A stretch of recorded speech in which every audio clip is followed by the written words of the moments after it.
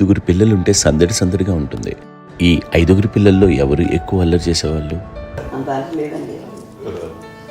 ఈయనే అల్లరి. అమ్మ ఇక్కడ ఒకటి అల్లరికి, హుషారుకి, చలాకితనానికి, చిలిపితనానికి ఆ తేడా తెలుసుకుని చెప్పమ్మా. అల్లరి అంటే ఇప్పుడు నా ఇమేజ్ ఏమైపోద్ది, అల్లరి అంటే అల్లరుడు అని. నేనేమో చాలా రావుడు మంచి బాలుడు అనేలాగా నా ఇమేజ్ ఇది. నేను అలాగే చెప్తుండేవాడిని. నా ఉద్దేశం అదే. నేనేమో అల్లరి నన్నే అంటే చలాకితనం అమ్మ అల్లరి అనుకునేది. లేదండి, ఎక్కువ హుషారు కానీ చాలా బాగుండేవాడు అబ్బాయి. ఇంట్లో పనులన్నీ మీకు సాయంగా ఉంటుంది. అవునండి, వాడే చేసేవాడు. అది ఇంట్లో ఎవరు ముట్టుకునేవాడు కాదు. మా నాగబాబు అస్సలు ముట్టుకునేవాడు కాదు. అన్నిటికీ నాకు ఆయన సహాయమే పాపం. నాన్న ఆయన ఉద్యోగం వెళ్ళిపోయారు. నేను పాక్కుంటూ అలాగా వెళుతూ వెళ్ళిపోయాను. నాకు తెలియదు. తర్వాత అమ్మ చెప్తుంటే నేరుగా మాత్రం కొన్ని కమ్మర కోలు ఉంది. ఒక అది పెట్టి అవి వెళ్ళి కూర్చోతా ఏడుస్తున్నాను రోడ్డు మీద. వెళ్ళేసరికి వాళ్ళు 3 years సో నన్ను వాళ్ళు తీసుకెళ్ళి వాడు కమ్మరకులో కూర్చోబెట్టాడు. ఇక్కడికి ఏడుస్తున్నాను, ఎవరికి వెళ్ళాడో తెలియదు వాళ్ళకి. సో అది ఒక గంట పోయిన తర్వాత అమ్మ ఎత్తుకుంటూ వాడు కూర్చో వాడు చిన్నబిడ్డ అనిపిస్తారు మొత్తం పెట్టి అది వాడు చూసి ఈ అబ్బాయి అన్నారు. కాదు అనేసింది. అది అంటారు సరిగ్గా చూడమ్మా, ఈ అబ్బాయి మా అబ్బాయి అని. ఏంటమ్మా అంటే ఆ కమర్గూరులో కింద కూర్చోబెట్టాడు కదా, బస్ అంతా పూజిస్తున్నావో అయిపోయింది. అంటే రంగని కాదు కానీ అలా రంగని కాదు కానీ ఆ కమర్గూరులో కూర్చోబెట్టడానికి అది మసిగిస్తూ ఇంకా నవ్వలేదు. అంత నవ్వుపడేసరి నా బిడ్డ కాదని అమ్మ వెళ్ళిపోబోతుంది బయట డౌట్ చాయింది. అది కావు నేను నా బిడ్డ వేసుకెళ్ళింది. కాడీస్ కట్టిందో డౌట్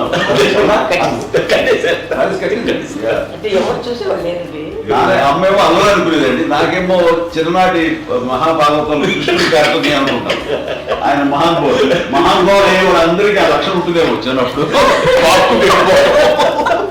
కొన్నిదల కుటుంబ సభ్యులు మంచి రుచులను ఆస్వాదిస్తారని, మంచి భోజనాలని ఆనందిస్తారని అందరికీ తెలుసు. చిన్నప్పుడు వీరి ఆహారపు అలవాట్లు ఎలా ఉండేవి?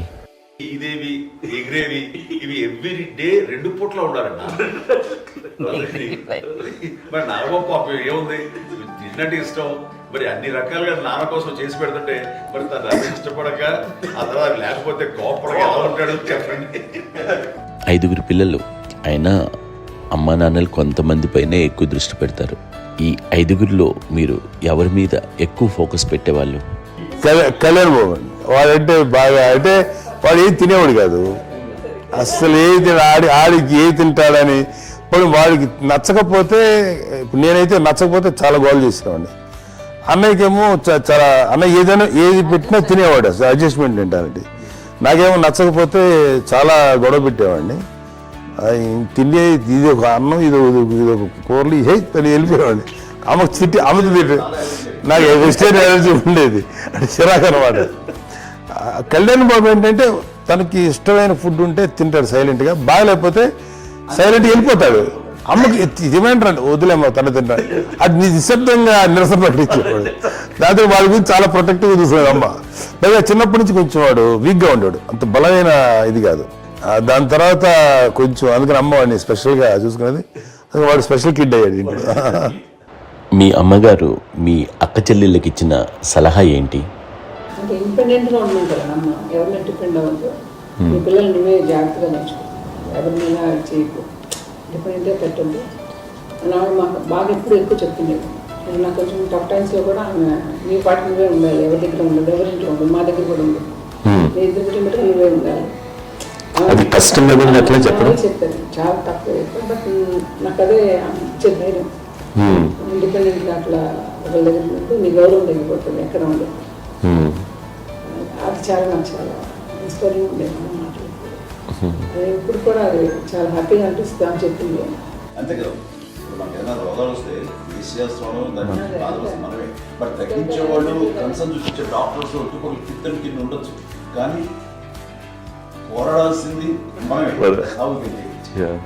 నాకు సార్ కొంచెం ఒక డిప్రెస్డ్ ఇదేదో వస్తే ఫేస్ ఒకటి నేనేదో ఇంకా మా అందరి నుంచి నేను సపరేట్ అయిపోయినట్టు ఒక సిచ్యువేషన్ వచ్చినప్పుడు అమ్మ నన్ను పట్టుకుని I'm there for you. Yes, ఎవరు నువ్వు అన్నా ఎస్ అన్న ఫ్రెండ్స్ కానీ ఎవరైనా సరే ఎప్పుడు కూడా అలోన్గా మటుకు అనుకోకు, నేను ఉన్నాను.